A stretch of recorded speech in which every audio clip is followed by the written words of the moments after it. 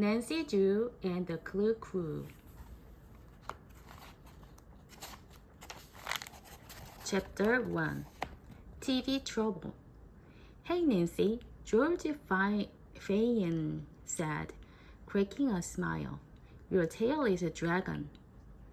8-year-old Nancy Drew glanced back.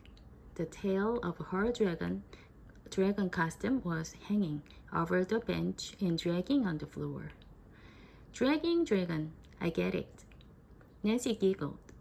Bess Marvin retreated down to tie her ballet slipper.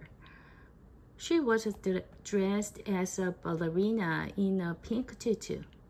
What could be better than wearing our Halloween costumes 4 whole days before Halloween?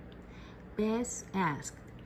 The tin cans on George's homemade robot costume clanked together as she moved. Wearing our Halloween costumes and being on the Doodly the Science Dude show, she said. Nancy high-fived her 2 best friends. The girls were sitting in a real-life TV studio with the rest of their 3rd grade class. Their teacher, Mrs. Ramirez, had gotten them surprise tickets for Doodly's special Halloween show. Doodly was a cool scientist who performed awesome experiments on TV. Nancy looked past the TV cameras and lights at Doodly Laboratory. The set looked just like it did on TV.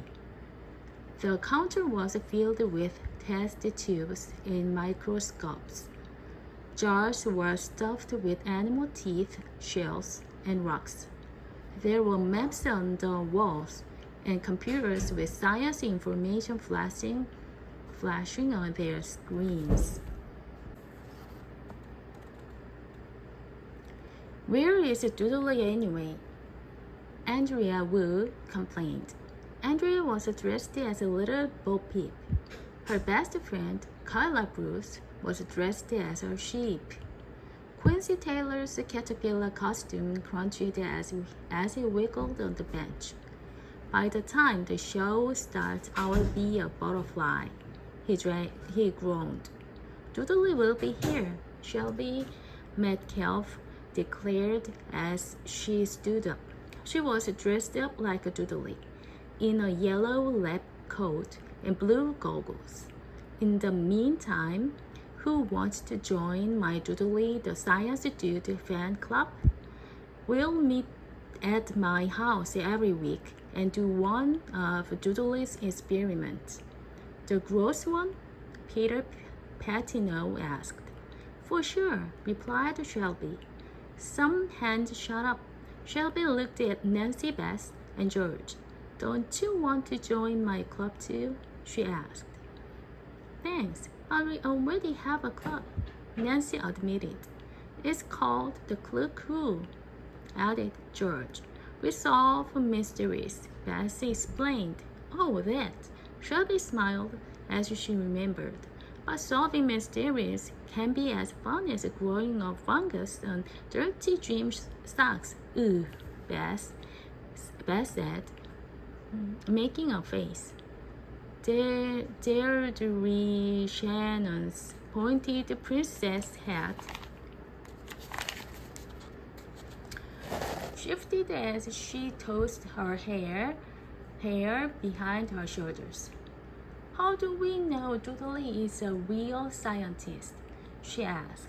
He's probably just an actor who plays the one on TV. Shelby's eyes flashed. Sure, he's a real scientist, she insisted. Last week, he turned a penny green. An actor can't do that. A woman holding a clipboard walked over. Hello, kid, she said.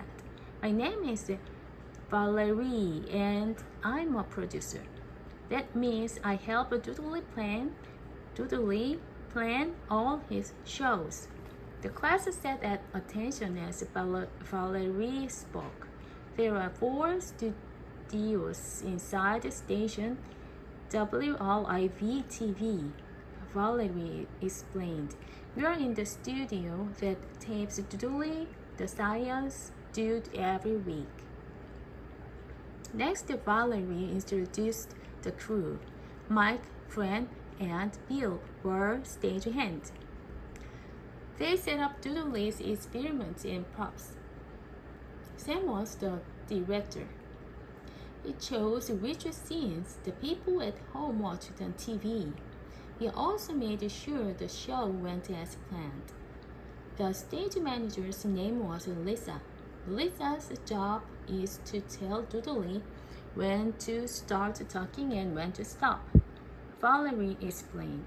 Maybe Lisa can tell Peter to stop talking in class. Marcy Robin snickered. Very funny, Peter muttered. Now, here's someone you all know, Valerie announced. Excited whispers filled the studio as Kirby Castler ran over to Valerie. Kirby was Doodle's 10-year-old helper on the show. He usually wore jeans and a t-shirt, but today he wore a long black cape for Halloween. This kid must be in 3rd grade, Kirby said. How did you know?